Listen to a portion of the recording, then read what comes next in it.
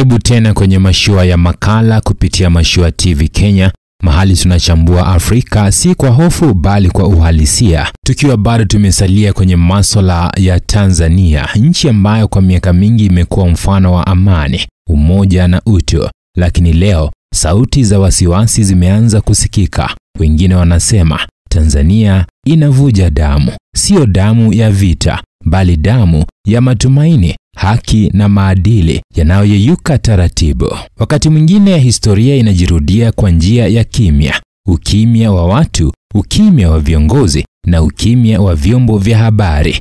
Lakini nyuma ya ukimya huo kuna kilio cha taifa lililokuwa taa ya Afrika. Ili kuelewa kwa nini wengine wanahisi kama Tanzania imepoteza mwelekeo, lazima turudi nyuma kidogo kwa hadithi ya mtu mmoja aliyebainisha dunia nzima.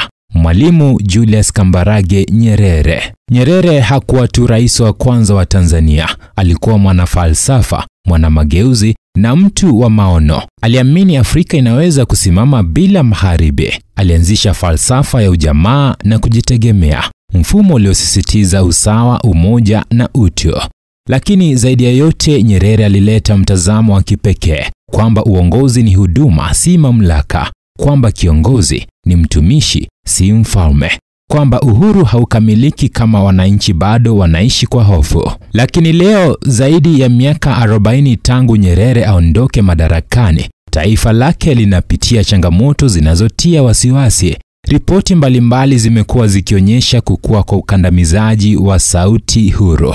Vyombo vya habari vinawekewa vizuizi, wanaharakati wanapotea kimya, wanasiasa wa upinzani wanakamatwa au kuwekewa vikwazo, na wananchi wengi wanaanza kuuliza, huu ndio urithi wa Nyerere kweli? Hali hii inawaumiza sio wa Tanzania pekee, bali Waafrika wote waliowahi kuiona Tanzania kama kimbilio la matumaini. Kumbuka wakati ukombozi wa Afrika, Tanzania ilikuwa nyumbani kwa wapigania uhuru. Kutoka Msumbiji, Zambia, Afrika Kusini hadi Zimbabwe, wapigania haki walikimbilia Dar es Salaam kutafuta hifadhi. Tanzania ilikuwa mama wa Afrika, lakini sasa mama huyo anaumizwa na watoto wake wenyewe.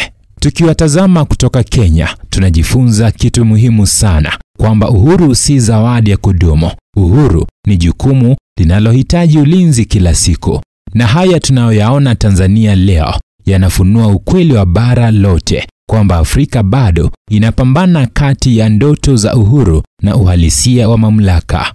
Ni rahisi kusema hilo ni tatizo la Tanzania, lakini ukweli ni kwamba dalili zake zote ziko kila mahali. Watu wanaanza kuogopa kusema, vyombo vya habari vinaanza kujipiga marufuku vyenyewe, viongozi wanajiona kama wamiliki wa nchi badala ya watumishi wa wananchi. Hapo ndipo tunapopoteza maana ya uhuru. Tanzania inavuja damu, ndiyo, lakini hiyo damu ni ishara ya Afrika nzima inayohitaji uponyaji wa haki, uponyaji wa demokrasia na uponyaji wa maadili, kwa sababu ukimya wa watu wema ndio unawezesha uovu kushamiri. Leo hii Mashua TV Kenya inasema kwa sauti moja, hatutazami Tanzania kwa kejeli, bali kwa uchungu na undugu. Tunaiona Tanzania kama kioo kinachoakisi hali ya bara letu, kwa sababu kama Watanzania wanapoteza sauti zao leo, ina maana kesho inaweza kuwa ni sisi. Tunapaswa kurudisha roho ya viongozi wetu wa kwanza,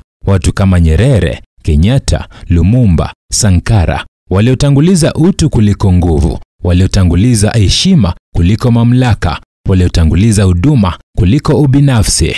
Afrika inahitaji kizazi kipya cha viongozi wasioogopa ukweli, kizazi cha vijana wanaojua kuwa uhuru sio neno la kihistoria, bali ni jukumu la sasa. Kizazi ambacho kitakataa ukimya, kitachagua kusema na kitaheshimu utu. Kwa hiyo, tunaposema Tanzania inavuja damu, tunamaanisha bara zima linahitaji uponyaji wa roho, wa maadili na wa haki. Na uponyaji huo hautatoka kwa viongozi peke yake. Utakuja kutoka kwa watu wa kawaida wanaothubutu kusema hii si sawa. Tanzania bado ni nchi yenye matumaini na Afrika bado ni bara lenye nafasi kubwa ya kufufuka. Lakini hilo litafanyika tu tukiamua kulinda ukweli, kusema pasipo hofu na kushikilia misingi ya utu kama Nyerere alivyofundisha. Kwa hiyo leo kutoka Nairobi, Kenya, Mashua TV Kenya inatuma ujumbe huu: Afrika haijachelewa, bado tuna nafasi ya kurekebisha makosa yetu, lakini lazima tuanze sasa. Mimi ni Isa Mashua na hii ni Mashua ya makala. Tunasafiri kwenye mawimbi ya ukweli, tukitazama bara letu kwa macho ya matumaini. Mashua makala, tunachambua Afrika bila hofu, bila upendeleo. Asante sana kwa kufuatilia video hii. Kumbuka kusubscribe, kulike na kushare. Pia usikose kuturn on notification bell ili upate makala, habari pamoja na burudani kadri zinavyopatikana.